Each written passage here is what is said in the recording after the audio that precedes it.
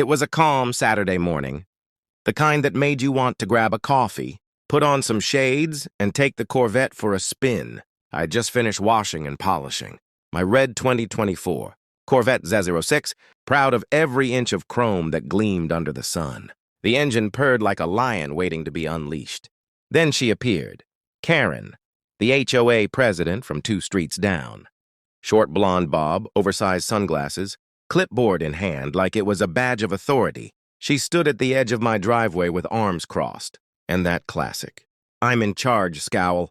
I could feel her eyes scanning the car, then me, then the car again. "I need the keys," she said flatly. I blinked, thinking she was joking. "Excuse me?" "That's my car," she snapped, stepping closer. "We've had reports of a stolen Corvette in the neighborhood, and that vehicle matches the exact description. I'm authorized to confiscate it." Now, I've heard some wild HOA stories, but this was next level. "Karen, this is my car. I bought it 6 months ago, got the title, registration, and my name on the plates. There's no mistake." But she didn't flinch. She pointed at the HOA pamphlet she carried.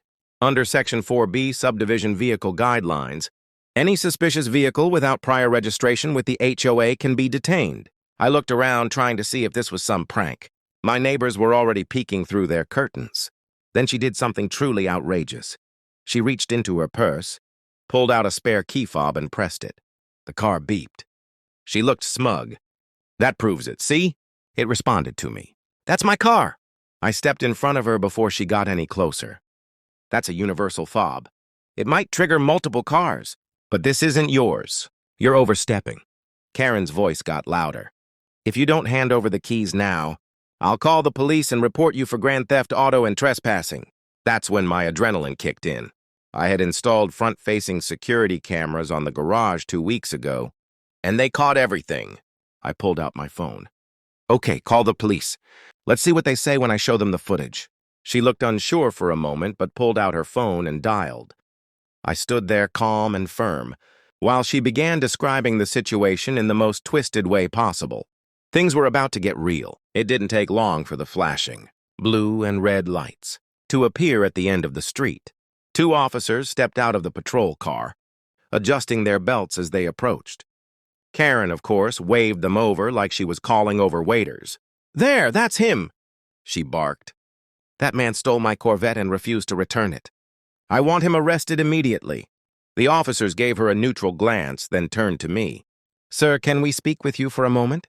"Absolutely," I replied, calm as ever. "And I've got something to show you." I led them over to the garage and pulled up the security camera footage on my phone. The screen clearly showed me driving the Corvette into my garage the night before, washing it this morning, and Karen walking up with her absurd claims. The timeline was clear as day. Officer Daniels, the taller of the 2, watched closely and nodded. "That's pretty solid evidence." Karen, meanwhile, was growing redder by the second. "That doesn't prove anything." "He could have hacked the car. My cousin works with Tesla. These things can be reprogrammed." The shorter officer raised an eyebrow. "Ma'am, do you have proof of ownership for the vehicle?" Karen hesitated. It's my brother's. He lives out of town, but he lets me drive it sometimes." The officers exchanged a look. "Do you have his name? Registration? Title? Anything?" Karen pulled out the same key fob she'd waved earlier. "This is all the proof I need." At this point, I opened the car door, pulled out the glove compartment, and handed over my official registration and insurance. Name, address, VIN, all matched perfectly. The mood shifted instantly. "Ma'am," Officer Daniels said, "we're going to need you to step aside." Karen took a step back, shaking her head. No, you don't understand. He's a liar. That car is mine." She lunged forward, trying to grab the keys from my hand. Bad move. In one swift motion, the second officer intercepted her, turned her around, and cuffed her. "You're under arrest for attempted vehicle theft, false reporting, and harassment." Her screech echoed down the street. "You can't do this!" "I'm the HOA president. I run this neighborhood." The irony was delicious.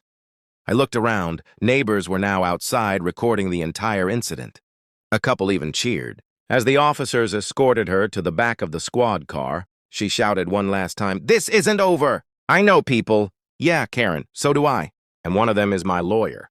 After Karen was hauled away in the police cruiser, The entire neighborhood buzzed like a kicked beehive. Everyone had seen what happened.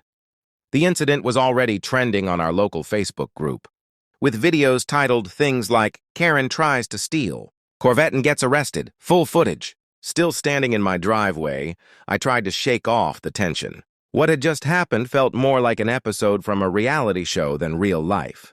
My Corvette, thankfully, was untouched. But I wasn't about to let this slide. I went inside, grabbed a bottle of water, and sat down to call my lawyer, Mr. Rivera. "Let me guess," he said with a chuckle after hearing the first few details. "Another HOA meltdown?" "You could say that. She accused me of stealing my own car, tried to take my keys, called the police, and then got herself arrested." There was a pause, then a sigh. "We'll need to file a formal complaint. These HOA presidents sometimes forget their authority doesn't go beyond lawn clippings and mailboxes." As I was on the call, a knock came at the door. It was James, one of my quieter neighbors. He looked nervous. "Hey, man." I saw what happened, he said cautiously. "You should know." "Karen's pulled something like this before." I raised an eyebrow. "Really?" He nodded. "A few months back, she told a delivery guy that my Mustang was abandoned property. Tried to get it towed. I managed to stop them in time. But I didn't have the proof you had." Now it was all making sense. "Later that evening, I got a call from Officer Daniels. "Just wanted to give you an update," he said. We ran Karen's background. Turns out this wasn't her first report of a stolen vehicle either. She's filed 4 others, none of them true. We're contacting those individuals now. I was stunned. She wasn't just delusional, she was manipulative, and possibly obsessed with controlling people through her position. "Is she still in custody?" I asked. "She posted bail a few hours ago, but she's been served with a no-contact order for now. You won't be hearing from her soon, at least not directly." Just then, my phone buzzed again, this time with an email from the HOA board. Subject line, "Urgent special meeting, HOA president suspension vote." Looks like Karen's reign was about to come crashing down. I leaned back on the couch and smiled. This wasn't over. But this time, I was the one in control. By the time Monday rolled around, the whole neighborhood was still talking. Karen's name had become infamous. Memes, group chats, even a parody TikTok were circulating. For once, it seemed like the entire community agreed on something. Karen had gone too far. The emergency HOA meeting was scheduled for 6 p.m. in the clubhouse. I wasn't a regular attendee, but this time I wouldn't miss it for the world. As I walked in, the room buzzed with quiet murmurs. Karen was seated near the front with her arms crossed, lips pursed tight like she was preparing for battle. A few of her usual supporters were noticeably absent. The HOA vice president, Mrs. Livingston, stood up and cleared her throat. "We are here to address serious misconduct by the current president, Ms. Karen Wilkins. As most of you are aware, there was an incident involving a false police report, attempted vehicle theft, and harassment of a community member." All eyes turned to me for a moment. I gave a small nod and stayed silent. Karen finally stood, her voice shrill. "This is all a misunderstanding. I was trying to protect this neighborhood from criminals. I did what any good HOA president would do." Someone from the back called out, "By trying to steal someone's Corvette?" Laughter rippled through the room. Then came the vote. Hands were raised one by one.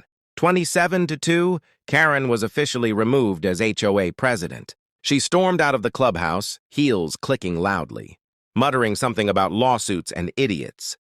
But the damage was done. Her power trip was over.